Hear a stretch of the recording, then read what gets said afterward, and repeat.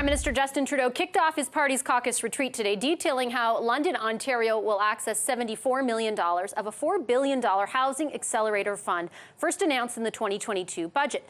The money will go toward fast-tracking the construction of 2,000 new housing units over the next 3 years. But new data out today from the Canada Mortgage and Housing Corporation shows a lack of supply right across the country is still a massive challenge. The organization tracks what it calls housing supply gaps. That's the difference between how many homes are currently expected to be built and how many are actually projected to be needed by 2030 to restore affordability. Last year, they estimated a shortage of 3.51 million homes. This year, it's 3.45 million, just a tiny difference, which means there needs to be more than 3 million new housing units built above and beyond what's already planned in just the next 6 or so years. Sean Fraser is the federal housing minister. He's with us live now from the Liberal caucus retreat in London, Ontario. Minister, good to see you again. Thank you very much for making the time.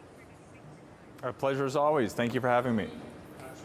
Minister, will the housing plan that you've told me your government will detail over the next few months aim to lead efforts to build an additional 3.5 million homes by 2030, as the CMHC laid out today, is necessary to restore affordability?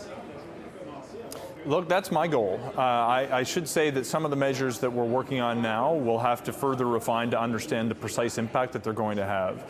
But I have no interest in stopping short of solving Canada's national housing crisis and restoring a level of affordability that allows ordinary people to be able to find a place that they can actually afford, whether that's a place to rent for somebody who's not ready yet to settle down, or whether that's somebody who's trying to get into the market. It's just become out of reach for far too many people, and my goal is to solve Canada's national housing crisis by working with municipalities, working with provinces, working with the private sector, working with nonprofits. Why stop short of actually solving the problem? Are you and the Prime Minister aligned on this? Because I noted a number of questions he received of the same nature this morning, and he did not give a specific answer like you just did. He did not say that that, in fact, is your government's intention. Well, you know, one of the things that I think is important to understand is that we share the goal to build as many homes as quickly as we possibly can. One of the challenges that we have is some of the factors that lead to whether you can achieve a certain level of productivity on a particular timeline are in the hands of market conditions that have not yet revealed themselves. Perhaps there's some further certainty that we're going to need to provide over the next number of months, and we'll need to continue to refine on an ongoing basis over the next number of years. But my priority is to address to the full extent that is possible the housing crisis that we're facing and restore affordability. I have no reason to distrust the data that CMHC has provided, so my goal is to build the requisite level of housing that will restore affordability according to what the evidence tells me. Do you think it's possible? And I'll tell you why I'm asking that question, because I posed it on a radio program I host, to the Deputy Chief Economist for the CMHC, who authored this report, who studied this data, produced this data today, and he said he didn't think it was possible. You know what? One of the things that I have to maintain is a level of optimism that we can do things that are difficult. We can do things that are hard.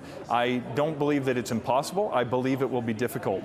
But I can tell you, people told me it was impossible to cut child poverty in half 8 years ago.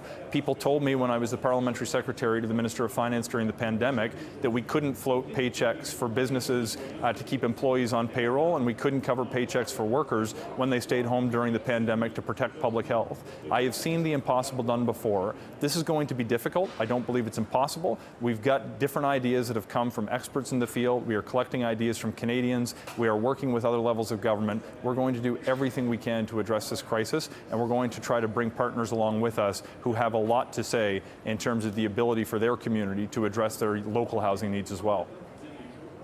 Minister, why should Canadians be convinced that the actions you're talking about will be meaningful? And I'm going to use the example of the announcement today, right? I understand that it's the first deal struck under the Housing Accelerator Fund, but that fund was initially promised back in 2021 by your party when you were campaigning. It promised 100,000 new homes over the next 3 years, so they would be built by next year if it had actually come to fruition when you had promised in 2021 it would. You then announced it in 2022. You didn't open applications until this year, and now we're looking at another 3 years for the houses in the deals that you do announce to be built. Why should Canadians be convinced, again, that the actions you say you're going to pursue will actually be meaningful? Well, I take issue with the description of how you've just described the timeline of events. Respectfully, of course, we made a public commitment to this fund in 2021. We went through the appropriate budgetary process in 2022. We opened applications this year, and we've got the first announcements rolling out now. Every application that I can find that is worthy of funding, I'm trying to see if we can get to an approval as soon as this fall. But cities like London, who've received their approval, can start right away.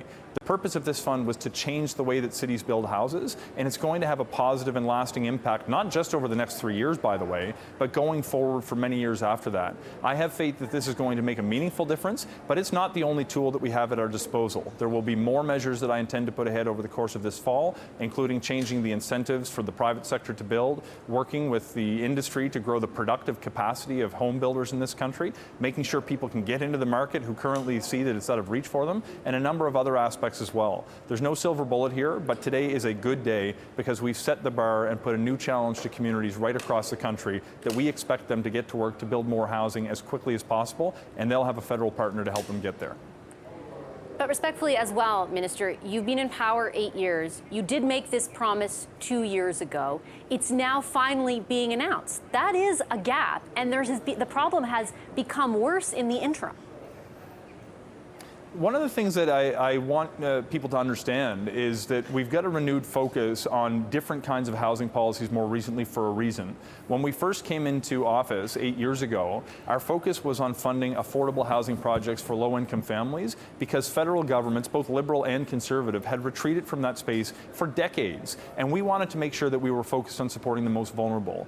Over the course of the pandemic and over the course of more recent months, we've seen the fundamental dynamics change. We've seen that middle-class families are having trouble finding a place they can afford. We find students can't find a place close to the place where they go to school. Workers are living an hour-plus commute away from the place where they go to work. There's a series of changes that have actually taken place that require us to change the policy landscape to focus on problems that exist today that were not as apparent 8 years ago. We're going to continue to respond to the needs that evolve in the marketplace, and I think today is a good indication of how we can knock down barriers in cities that have been reluctant to permit the building of homes at a rate that we need, and we're going to allow cities to make sure more of their residents have a roof over their head. But this is only one step in the right direction. There are many more to come. I certainly understand the point you're making, Minister, about comparing things to 8 years ago. The housing situation was not identical.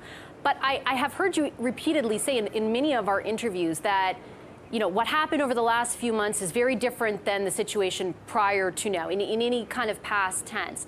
And I do get that the difference is interest rates, certainly over the last 18 months. But again, those have been rising for 18 months. I want to read to you a section of your own party's 2021 campaign plan. So from 2 years ago, in which you promised to build or repair 1.4 million homes in the next 4 years. For many, your party wrote, young people in particular, the dream of owning their home feels like it's moving further out of reach.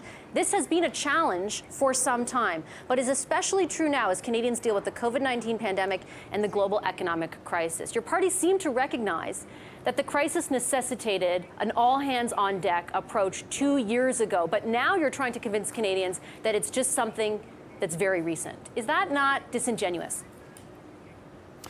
No, and I'll acknowledge that there were challenges that were emerging a couple of years ago that we still need to address and have been working to address, by the way. But over the course of the pandemic, what we saw when there was record low interest rates was people across Canada were buying up properties in communities that historically had significant levels of vacancies. Even in rural Nova Scotia, where I call home, the fundamental factors going into market prices have changed. There's no homes on the market, and certainly no homes that a lot of people can afford.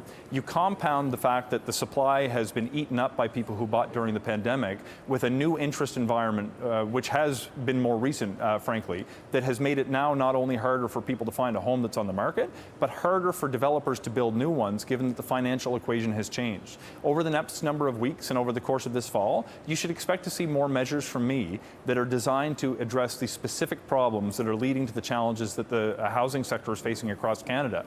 As the challenges continue to evolve, as I'm sure they will in the years ahead, we're going to have to continue to respond. The communities we live in are not static. We live in a dynamic world, and we have to embrace dynamism from a policy landscape if we're actually going to not just solve the problems that exist today, but prepare to solve the problems that will reveal themselves over the next number of months and years. Wouldn't that have been something, though, your government was saying 2 years ago when you were writing those words in your campaign booklet? And again, might it be hard for Canadians to be convinced at this juncture that you are taking it as seriously as you seem very earnestly to be, but given your government's track record on this? And that is not to say you've done nothing. I don't want to be disingenuous on that point either. But you have not met the crisis where it's at. I think it's fair to say.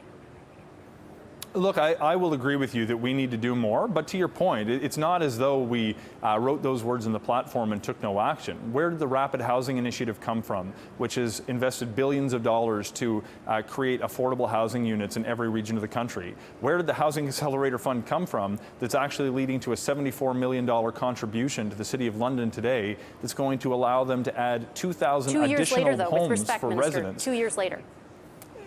Look, and sometimes when you campaign on a commitment, you have to go through the process of funding those commitments, which is what we did during last year's federal budget. And then you have to design program criteria and give time for communities to actually build out their plans. One of the things that's been happening that may be invisible to many people across Canada right now is municipal councils and mayors with their city halls have been working over the course of the past year since they knew this was coming to plan how they could increase their housing stock locally even before the funding agreements are landed. Today is a new moment. We are now rolling the funding out to communities who've done the hard work. We're going to continue to push communities to do more and more. And over the course of the next number of months and the next number of years, you should expect to see more policies that will continue to respond to the challenges that we're facing. I'll be the first to acknowledge we need to do more, but I'm going to put that pressure on myself every day when I get up and go to work to make sure that more Canadians have a place at a price that ordinary Canadians can actually afford to pay. Minister, I'm out of time. I appreciate your time as always. Thank you so much. I'll look forward to our next conversation. Thanks, Vassy.